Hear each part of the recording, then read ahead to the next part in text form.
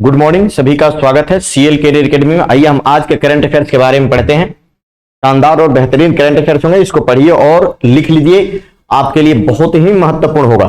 चलिए हम देखते हैं। Recently India and which country have signed an agreement for the sharing information in maritime security. हाल ही में भारत और किस देश ने समुद्री सुरक्षा में सूचना साझा करने के लिए समझौता किया है? तो ये प्रश्न देखना है, सूचना साझा करने के लिए समझौता भारत किस देश के साथ किया है? तो इसका जो सही जवाब होगा आप देखेंगे, इसका हो जाएगा उत्तर सेशेल्स। बी बिल्कुल सही जवाब होगा। भारत और सेशेल्स के साथ, है ना, समुद्री सुरक्षा में सूचना साझा, ध्यान रखने, सूचना साझा करने के लिए एक समझौता किया है सेशेल्स के साथ। तो यह आप याद रखेगा, बहुत ही महत्वपूर्ण। आप लोग बताएं सेशेल्स की राजधानी क्या है?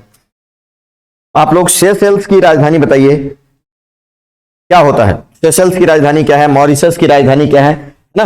ये दक्षिण अफ्रीका की राजधानी क्या है? श्रीलंका की राजधानी क्या है? ये आप लोगों को पढ़ना और याद करना चाहिए। तो सेशेल्स के साथ जो समझौता भारत ने किया है, समुद्री सुरक्षा अभ्यास में के लिए समझौता किया है सेशेल्स के साथ।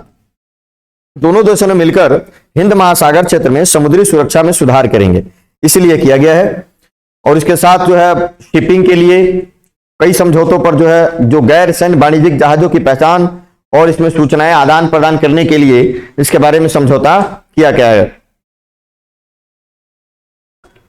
साइबर सुरक्षा के क्षेत्र में भी सहयोग पर जो है, इसका जो है सुरक्षा के लिए काम किया गया है और समझौते किए गए हैं भारत और सेशेल्स के साथ। पश्चिमी हिंद महासागर समुद्री सुरक्षा वास्तुकला, है ना, द्वारा शासित होती है। तो इसका सही जवाब हो जाएगा सेशेल्स। कैपिटल बताएंगे सेशेल्स का। मॉरिशस की राजधानी भी बताएंगे आप लोग क्या होता है।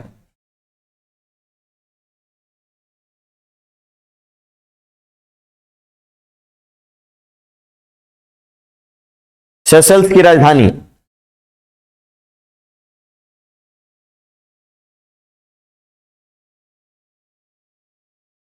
क्या है?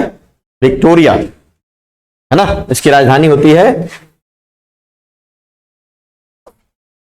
विक्टोरिया, याद रखिएगा। हिंद महासागर में है ये। इसकी स्थिति कहां है? हिंद महासागर में, हिंद महासागर में। मॉरिशस की राजधानी कहां है? Port Louis. मॉरिशस की राजधानी है पोर्ट लुई, बाकी आप लोग जानते ही होंगे, है ना। इसकी राजधानी है पोर्ट लुई, इसकी राजधानी है।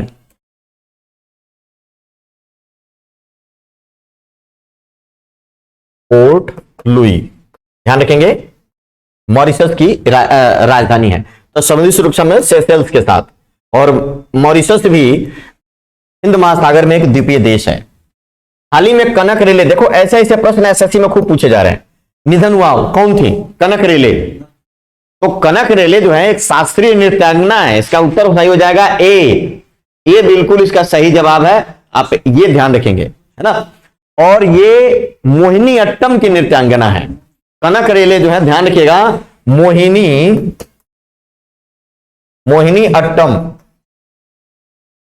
मोहिनी अट्टम शास्त्रीय नृत्य है। ये एक शास्त्रीय नृत्य है ना, इसकी नृत्यांगना है। और यह केरल का शास्त्रीय नृत्य है, केरल का शास्त्रीय नृत्य है, ये भी याद रखिएगा। शास्त्रीय नृत्य ये केरल का है। तो ये जो है कनक रेले मोहिनी अट्टम की नृत्यांगना है, ये याद रखिएगा, बहुत महत्वपूर्ण। अभी हाल ही में निधन हुआ है। इनको पद्म भूषण पुरस्कार से भी नवाजा जा चुका है। इनको पद्म भूषण पुरस्कार से भी नवाजा जा चुका है। मशहूर क्लासिकल डांसर कनक रेले जो है, जो मोहिनी अट्टम की थी, शास्त्रीय नृत्य को बहुत ऊंचाइयों तक ले गई थी। मोहिनी अट्टम नृत्यांगना कनक रेले, उनके परिवार, है ना, अच्छे दिल वाली महिला के रूप में याद किया जाता है। इनको अच्छे दिल वाली महिला के रूप में कनक रेले को याद किया जाता है। मोहिनी अट्टम की नृत्यांगना थी। इन्होंने 7 वर्ष की आयु में नृत्य के क्षेत्र में अपना शुरू कर दिया। पद्मश्री उनको 1989 में, पद्म भूषण 2013 में इनको मिला था।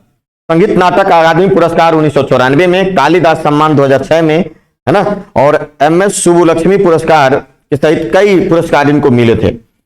यह क्लासिकल डांसर के साथ साथ कोरियोग्राफर भी थी। क्या थी? कोरियोग्राफर।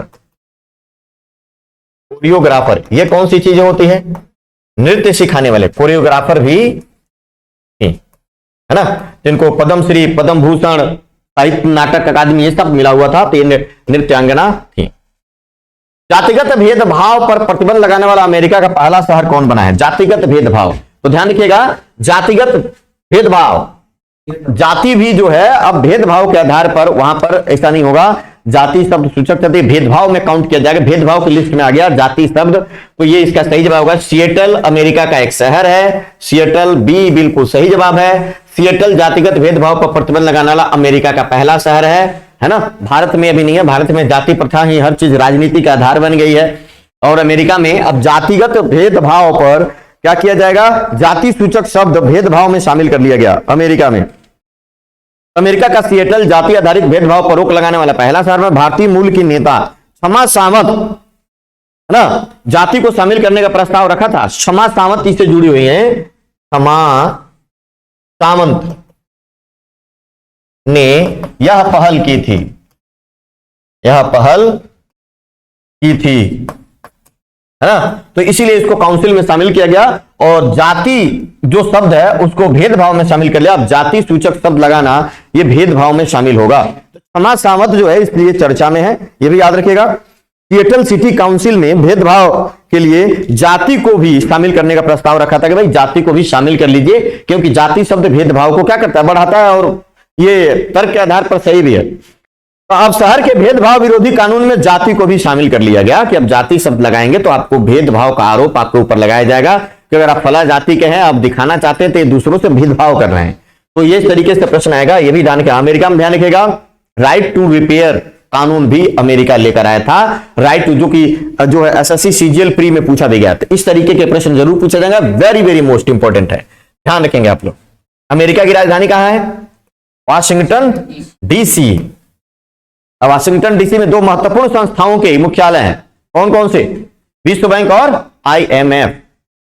हाल ही में महाराष्ट्र के नए राज्यपाल के रूप में किसे नियुक्त किया गया? महाराष्ट्र के नए राज्यपाल, तो ध्यान रखिएगा, महाराष्ट्र के पूर्व राज्यपाल भगत सिंह कोश्यारी के त्याग पत्र देने के बाद रमेश बैस को, जो झारखंड के राज्यपाल थे, उनको अब कहां बना दिया गया? महाराष्ट्र के राज्यपाल के रूप में उनको क्या कर दिया गया? नियुक्त कर दिया गया। और राज्यपालों की नियुक्ति राष्ट्रपति करते हैं, और इसके साथ ही 13 अन्य राज्यों के राज्यपाल भी बदले हैं। 13 अन्य राज्यों के राज्यपाल भी बदले, आप लोगों को इसको पढ़ना चाहिए। 13 अन्य राज्यों के जो राज्यपाल बदले, और किन किन राज्यों के राज्यपाल बदले हैं? तो आपने मुंबई का अर्थात महाराष्ट्र का देख लिया, रमेश बैस बनाए गए हैं। असम का गुलाब चंद कटारिया को बनाया गया है, गुलाब चंद कटारिया असम का राज्यपाल बनाया गया। गुलाब चंद कटारिया को असम का राज्यपाल बनाया गया। शिव प्रताप शुक्ला को हिमाचल प्रदेश का, शिव प्रताप शुक्ला को हिमाचल प्रदेश का राज्यपाल बनाया गया। यह बात याद रखना है। शिव प्रताप शुक्ला को, ये पूर्व केंद्रीय मंत्री हैं, तो ये भी दो ये हो गए, हिमाचल प्रदेश का राज्यपाल बना दिया गया है। राजेंद्र विश्वनाथ आर्लेकर को बिहार का, राजेंद्र विश्वनाथ आर्लेकर,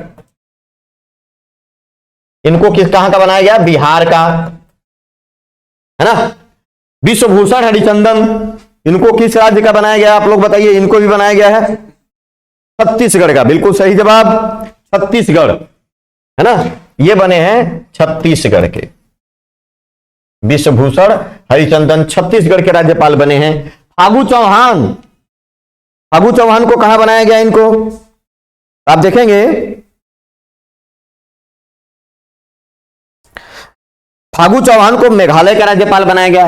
ये आप कर सकते हैं यहां पे, मेघालय, ये मेघालय का राज्यपाल बन गए ना, फागू चौहान मेघालय के राज्यपाल बने हैं। लद्दाख के लेफ्टिनेंट गवर्नर भी बदल गए, लद्दाख के अब एलजी हो गए बीडी मिश्रा। यहां पे मैं लिखता हूं लद्दाख, आप ये जरूर याद रखिएगा, यही पूछा जाएगा। लद्दाख के जो बने हैं बीडी, एलजी बन गए lieutenant general B D Mishra. B D Mishra Ladakh के जो है लेफ्टिनेंट गवर्नर बन गए हैं।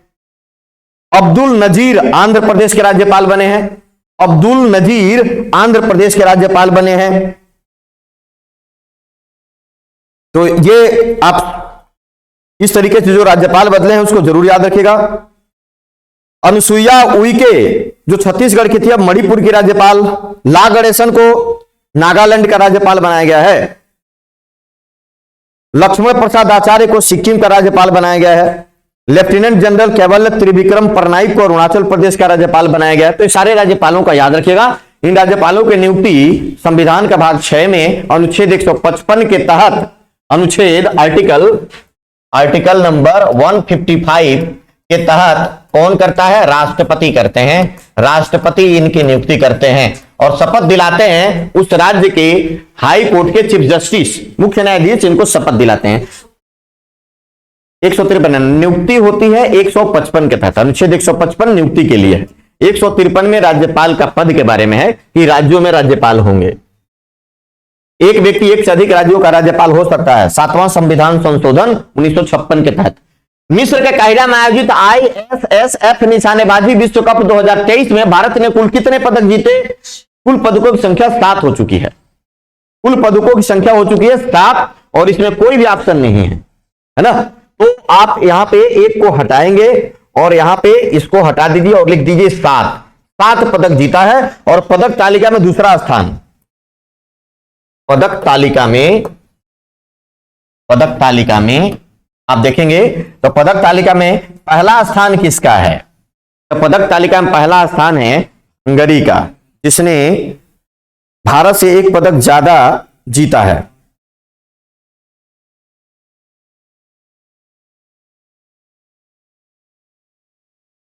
हंगरी भी 7 ही पदक जीता है ना। हंगरी ने 7 पदक जीता है और इंडिया ने भी 7 पदक जीता, लेकिन अंतर यह है पहले नंबर पर आ जाएगा हंगरी। हंगरी क्यों आएगा? तो हंगरी के जो है ना 5 जो है गोल्ड है ना, और 2 जो है सिल्वर है। ये ध्यान के कुल 7 हो गए।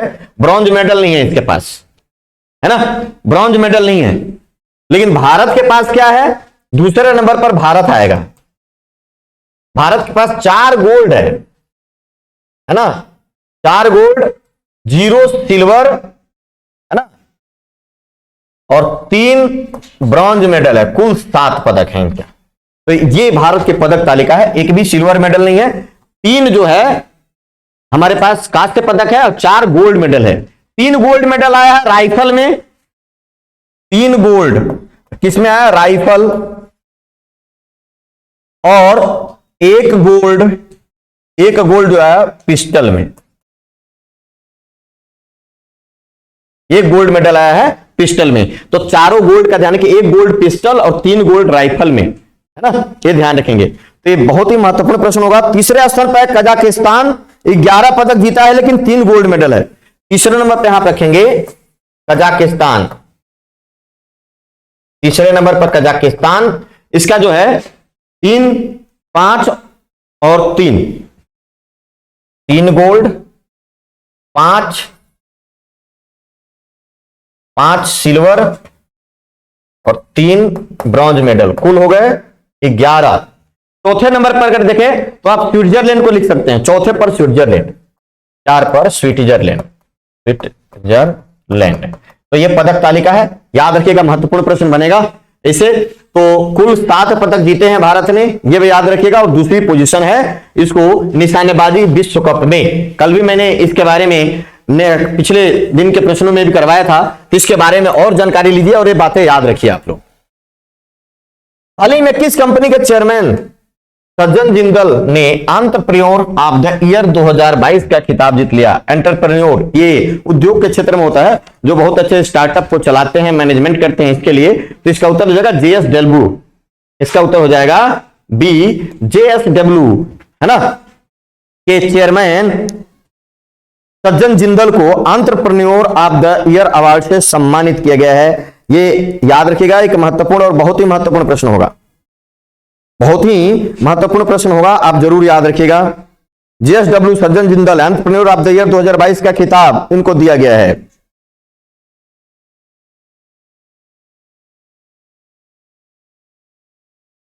जिंदल को इस्पात, सीमेंट, बुनियादी ढांचे, ऊर्जा और पेंट में उपस्थिति के कारण ना इन समूह को 22 अरब अमेरिकी डॉलर के राजस्व तक पहुंचाने में उनकी असाधारण भूमिका के लिए दिया गया है।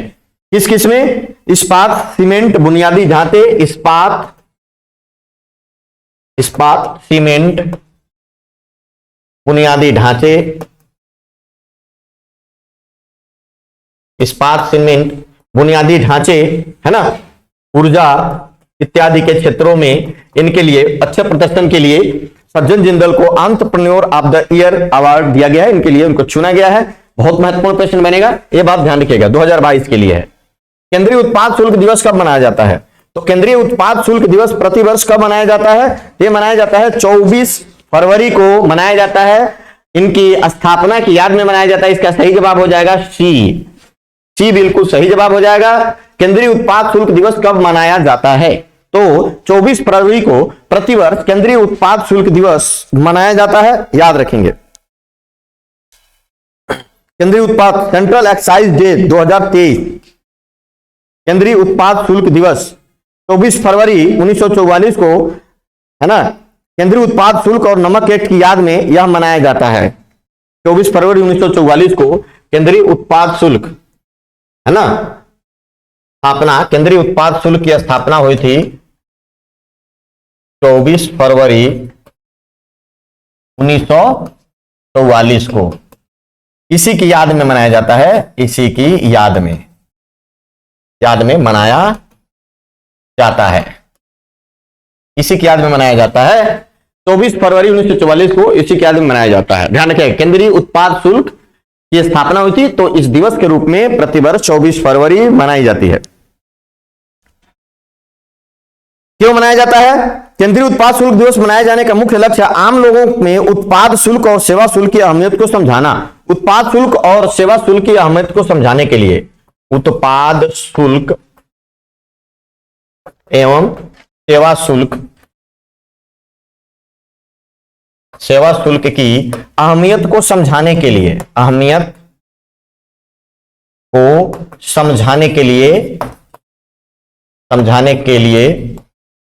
मनाया जाता है। यही उसका उद्देश्य है, मनाया जाता है, ये उसका उद्देश्य है। आप सभी लोग इसको याद रखिएगा, है ना। तो इसकी स्थापना के दिन मनाया जाता है। 1944 में स्थापित हुआ था केंद्रीय उत्पाद शुल्क, तो दिवस के रूप में 24 फरवरी। अगला प्रश्न देखें, हाल ही में किस विधानसभा ने भर्ती परीक्षाओं में पेपर लीक रोकने के लिए एक विधेयक पारित किया है? बहुत बढ़िया प्रश्न है, बहुत बढ़िया प्रश्न, आएगा जरूर परीक्षा में, मैं इसकी पूरी गारंटी देता हूं। वेरी वेरी इंपॉर्टेंट कि विधानसभा है, कौन सी, किस राज्य की विधानसभा है कि भर्ती परीक्षाओं में अगर पेपर लीक हुआ, है ना, तो उसके लिए सजा भी देंगे, तो इसको रोका जाए, तो विधेयक पारित कर दिया। इसका सही जवाब हो जाएगा गुजरात।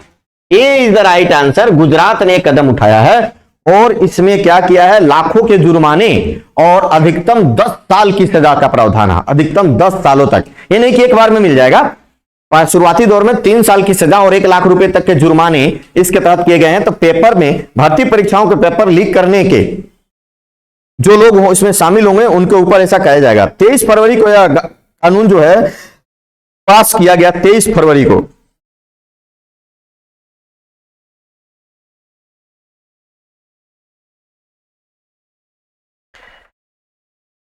उद्देश्य, गुजरात विधानसभा ने बृहस्पति सर्वसम्मति से विधेयक पारित किया, जिस तरह कदाचार के लिए अधिकतम 10 साल की कैद की सजा का प्रावधान है। गुजरात विधानसभा में सरकारी परीक्षा विधेयक 2023, इसका नाम क्या है? सरकारी परीक्षा अनुचित साधन रोकथाम विधेयक, ये पूछा जाएगा, आप जरूर याद रखिएगा। सरकारी परीक्षा, ये नाम जरूर याद रखिएगा। अनुचित साधन प्रयोग,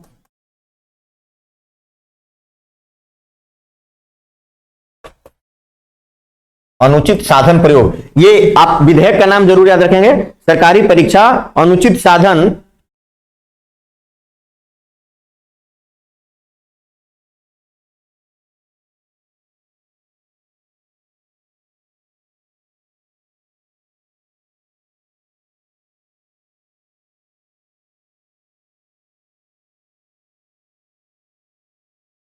अनुचित साधन प्रयोग रोकथाम विधेयक 2023। अनुचित साधन प्रयोग रोकथाम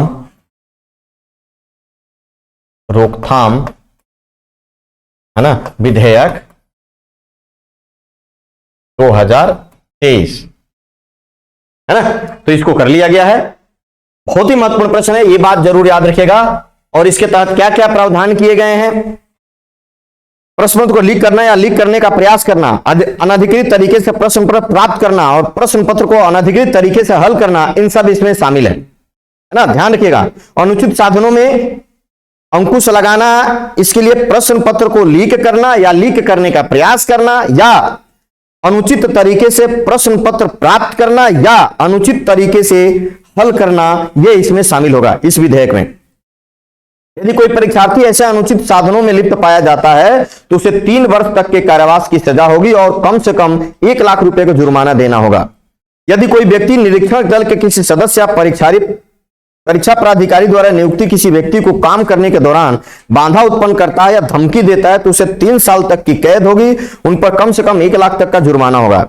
यदि परीक्षार्थी सहित कोई भी व्यक्ति अनुचित साधन में लिप्त होता है या अधिनियम के किसी भी प्रावधान का उल्लंघन करता है तो उसे 5 साल के कारावास से दंडित किया जा सकता है और साथ ही साथ 1 लाख का जुर्माना भी लिया जाएगा। यदि परीक्षार्थी सहित कोई भी व्यक्ति अनुचित साधनों में लिप्त होता है या अधिनियम के किसी प्रावधान तो उसे 5 साल के कारावास से दंडित किया जाएगा और उसे 10 साल तक बढ़ाया जा सकता है, 5 साल से 10 साल तक, और उससे जुर्माने के रूप में भारी भरकम आर्थिक दंड भी लगाया जा सकता है। तो ये इसके लिए प्रावधान है। तो अधिकतम इसमें 10 साल की सजा का प्रावधान है। तो सरकारी परीक्षा अनुचित साधन प्रयोग रोकथाम विधेयक 2023 गुजरात विधानसभा ने पारित कर दिया। ये बहुत ही महत्वपूर्ण प्रश्न होगा। हाल ही में किसे अंतरराष्ट्रीय श्रम संगठन के बाहरी लेखा परीक्षक के रूप में चुना गया है ना, ध्यान रखेंगे, बहुत ही महत्वपूर्ण प्रश्न बनेगा, वेरी वेरी इंपॉर्टेंट। अंतरराष्ट्रीय श्रम संघ ILO, अंतरराष्ट्रीय श्रम संगठन का यहां ILO है ना, इंटरनेशनल लेबर ऑर्गेनाइजेशन बोलते हैं। इसको किया गया है GC मुर्मू को। GC मुर्मू कौन है? भारत के नियंत्रक और महालेखा परीक्षक हैं GC मुर्मू। अंतरराष्ट्रीय श्रम संगठन के बाहरी लेखा परीक्षक के रूप में चुना गया, एक्सटर्नल ऑडिटर के रूप में उनको चुना गया है। यह बात ध्यान रखिएगा। GC मुर्मू ये है भारत के नियंत्रक एवं महालेखा परीक्षक हैं, महालेखा परीक्षक, जिनकी नियुक्ति कौन करता है? राष्ट्रपति करते हैं। इनके लिए संविधान में कहां प्रावधान क्या है? इसके लिए अनुच्छेद 148 से लेकर 148 से लेकर 151 तक इनके लिए प्रावधान है। तो भारत के नियंत्रक महालेखा परीक्षक गिरीश चंद्र मुर्मू को अंतरराष्ट्रीय श्रम संगठन के बाहरी लेखा परीक्षक के रूप में चुना गया है। और अंतरराष्ट्रीय ILO इंटरनेशनल लेबर ऑर्गेनाइजेशन स्थापना कब हुई थी? 1919 में। 1919 में इसकी स्थापना हुई थी, 1919 में स्थापना। और उसका मुख्यालय कहां है? इसका मुख्यालय जो है जेनेवा स्विट्जरलैंड में है। जेनेवा स्विट्जरलैंड में इसका मुख्यालय, ध्यान रखिएगा, है ना। आप लोग बताइए ILO के मुखिया कौन है ना? ILO के मुखिया कौन है? बड़ा अच्छा खासा गाय हुए के नाम पे आप आराम से कर सकते हैं, है ना। तो चलिए, अंतरराष्ट्रीय श्रम संगठन के बारे में लिखिएगा, काफी पुरानी संस्था है, इंटरनेशनल लेबर ऑर्गेनाइजेशन। अब GC मुर्मू उसके बाहरी लेखा परीक्षक के रूप में चुने गए हैं। हाल ही में 18वीं विश्व सुरक्षा कांग्रेस का आयोजन कहां हुआ है? 18वीं विश्व सुरक्षा कांग्रेस का आयोजन कहां हुआ है? बहुत ही महत्वपूर्ण प्रश्न है। 18वें नंबर का विश्व सुरक्षा कांग्रेस का आयोजन यह हुआ है जयपुर राजस्थान में।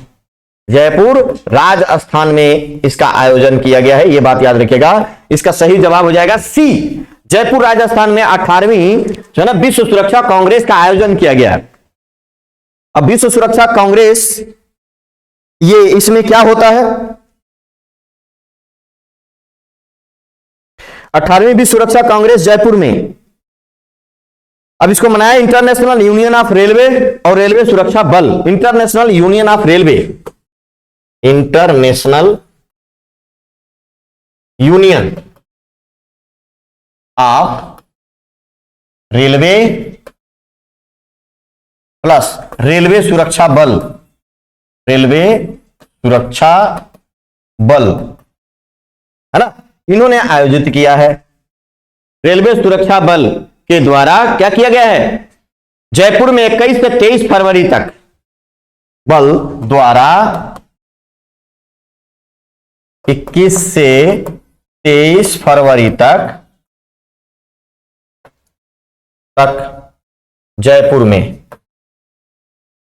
जयपुर में आयोजन हुआ।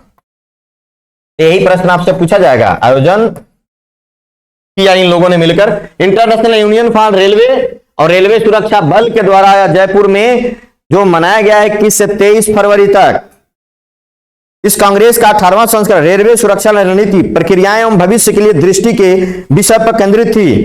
रेलवे सुरक्षा रणनीति, इसका विषय क्या था, एक बार मैं विषय लिख देता हूं, आप लोग जरूर याद रखिएगा, विषय पूछा जाता रहता है। विषय, इसका विषय है रेलवे सुरक्षा रणनीति, रेलवे सुरक्षा रणनीति, रेलवे सुरक्षा रणनीति, रेलवे सुरक्षा रणनीति, प्रक्रियाएं और भविष्य के लिए दृष्टि, प्रक्रियाएं एवं भविष्य के लिए दृष्टि, है ना, ये याद रखिएगा, ये इसका इसी विषय पर केंद्रित था, विश्व सुरक्षा कांग्रेस, है ना।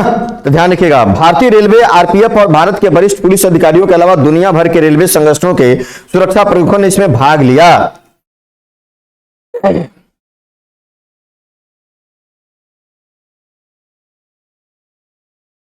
इस कांग्रेस को 4 सत्रों में विभाजित किया गया, जिसमें महत्वपूर्ण परिसंपत्ति और माल की सुरक्षा, मानव सुरक्षा दृष्टिकोण, सर्वश्रेष्ठ सुरक्षा उपकरण और दुनिया भर में अभ्यास और विजन 2030 शामिल किया गया है। इस तरीके से यह किया गया है। आरपीएफ का महानिदेशक संजय चंदर आईपीएस ने जुलाई 2022 से जुलाई 2024 अंतर्राष्ट्रीय सुरक्षा मंच के अध्यक्ष के रूप में कार्यभार संभाला है। तो ये याद रखिएगा, एक महत्वपूर्ण प्रश्न होगा ये सारी बातें। हाल ही में कौन सी कंपनी भारत में ओएनडीसी नेटवर्क में शामिल होगी, ओएनडीसी नेटवर्क में शामिल होगी, ओएनडीसी नेटवर्क में शामिल होगी, तो भारत में शामिल होगी। पूछा जा रहा है कौन सी कंपनी है, तो कौन सी कंपनी होगी, तो इसमें हो जाएगी अमेजॉन। इसका सही जवाब हो जाएगा ए, अमेजॉन जो है भारत में ओएनडीसी नेटवर्क में शामिल होगी। इसका मतलब क्या है, ओएनडीसी नेटवर्क में शामिल होने का मतलब है, तो ओएनडीसी डिजिटल कॉमर्स के लिए ओपन नेटवर्क, है ना, open network for digital commerce. इसका पूरा नाम क्या हो गया, ओपन नेटवर्क और डिजिटल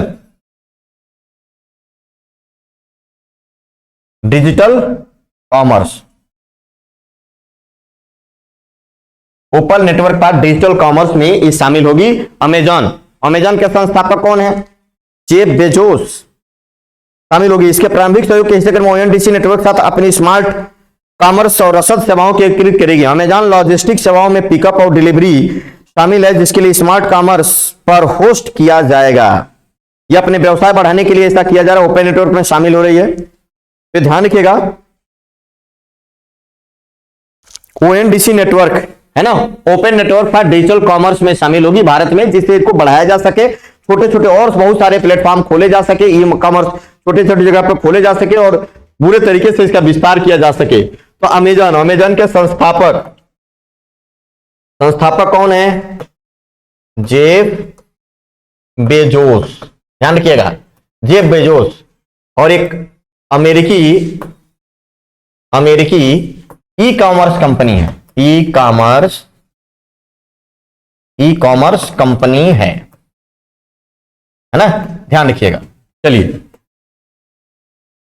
हाल ही में किसे अंतर्राष्ट्रीय मातृभाषा पुरस्कार से सम्मानित किया गया है, बांग्लादेश के ढाका में इसके लिए प्रोग्राम हुआ था, बांग्लादेश के ढाका में, और अंतर्राष्ट्रीय मातृभाषा पुरस्कार से किसे सम्मानित किया गया, बहुत ही महत्वपूर्ण, वेरी वेरी इंपॉर्टेंट, किसे किया गया है, तो इसका बिल्कुल सही जवाब हो जाएगा सी, महेंद्र मिश्रा महेंद्र मिश्रा अंतरराष्ट्रीय मातृभाषा पुरस्कार से सम्मानित किए गए हैं। कहां पर? बांग्लादेश के ढाका में। अंतरराष्ट्रीय मातृभाषा पुरस्कार, हां, बांग्लादेश के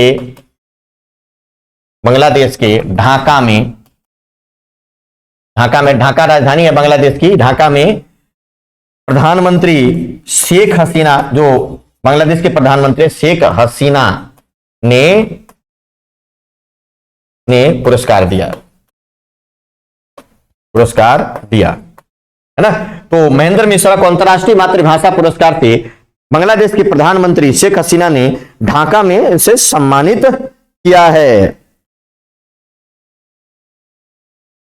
ओडिशा में स्वदेशी भाषाओं की उन्नति के लिए एक भारतीय शिक्षक और सामाजिक कार्यकर्ता डॉक्टर महेंद्र कुमार मिश्रा ने बांग्लादेश के ढाका में प्रधानमंत्री शेख हसीना से विश्व मातृभाषा पुरस्कार प्राप्त किया है। यह ओडिशा में स्वदेशी भाषाओं की उन्नति के लिए, ओडिशा में स्वदेशी भाषाओं की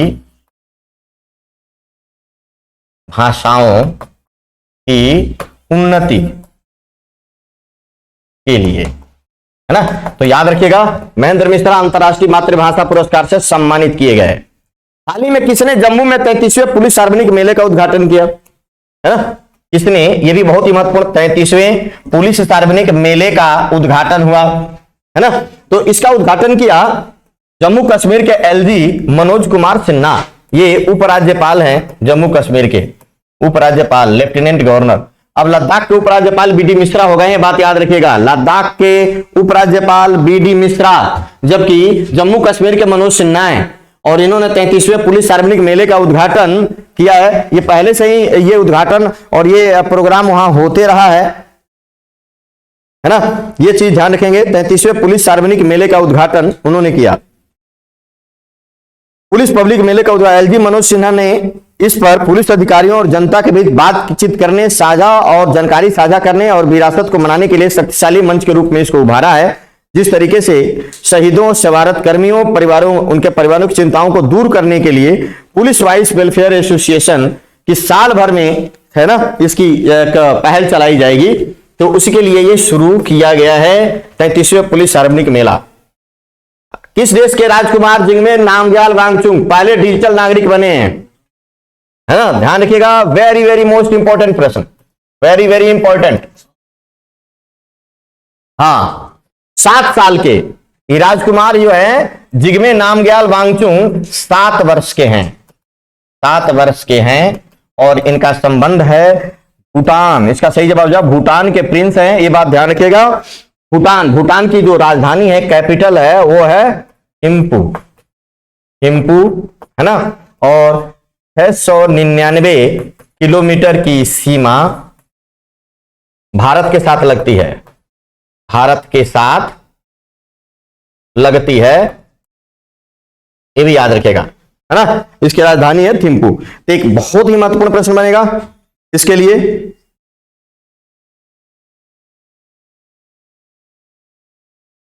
हाँ, भूटान से जो राज्य लगता है वो लगता है अरुणाचल प्रदेश, असम और सिक्किम, 3 लगता है।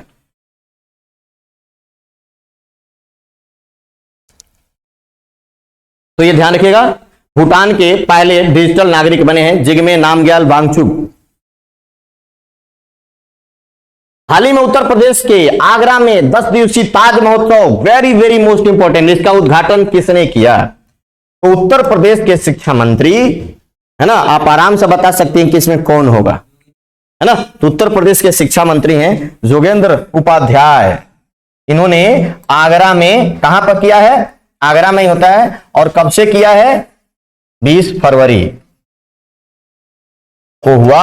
और 10 दिनों तक चलने वाला ये ताज महोत्सव होगा, जो 10 दिनों तक चलेगा। तो उत्तर प्रदेश के शिक्षा मंत्री हैं, शिक्षा मंत्री, है ना, जिन्होंने यह उद्घाटन किया है ताज महोत्सव का। ये महत्वपूर्ण प्रश्न होगा। आगरा में 10 दिवसीय महोत्सव का 20 फरवरी को आगरा में ताज महोत्सव का आधिकारिक शुभारंभ उत्तर प्रदेश के उच्च शिक्षा मंत्री योगेंद्र उपाध्याय द्वारा 20 फरवरी सोमवार को इसका उत्सव शुभारंभ किया गया। 10 दिनों तक चलेगा। स्थानीय लोगों के अलावा अन्य देशों के पर्यटक भी इसमें शामिल हो रहे हैं। जम्मू कश्मीर, पश्चिम बंगाल, बिहार, हिमाचल प्रदेश सहित कई राज्य और केंद्र शासित प्रदेशों के कुल 300 कारीगर इस वर्ष इस आयोजन में भाग ले रहे हैं, जिसका विषय विश्व बंधुत्व है। इसका विषय क्या है, यह महत्वपूर्ण प्रश्न बनेगा। विषय, ताज महोत्सव का विषय क्या है? तो ताज महोत्सव का जो विषय है, जरूर ध्यान रखिएगा, विषय है विश्व बंधुत्व। विश्व बंधुत्व है ना, ये जरूर याद रखिएगा आप लोग। ये विषय है इसका विश्व बंधुत्व। बहुत ही महत्वपूर्ण बनेगा, बहुत ही महत्वपूर्ण है ये। इसका विषय विश्व बंधुत्व है, इस वर्ष का कार्यक्रम का विषय। चलिए इस तरीके का, तो यह अब 10 दिनों तक चलेगा, है ना। ताज महोत्सव उत्तर प्रदेश के आगरा में ताजमहल है जो शाहजहां के द्वारा बनाया गया है, उसी ताज के नाम पर यह ऑर्गेनाइज किया जाता है इस तरीके से। तो चलिए आज के लिए इतने प्रश्न आप देखिए, इसको पढ़िए, लिखिए, इसके बारे में और जानकारी प्राप्त करिए। लेकिन इतना जरूर याद रखिए, आपके प्रश्न के लिए बहुत अच्छा रहेगा, आपके परीक्षा के लिए भी रहेगा। चलिए कल फिर मिलेंगे इसी तरीके के प्रश्नों के साथ। सभी लोगों का बहुत बहुत धन्यवाद। जय हिंद, जय भारत।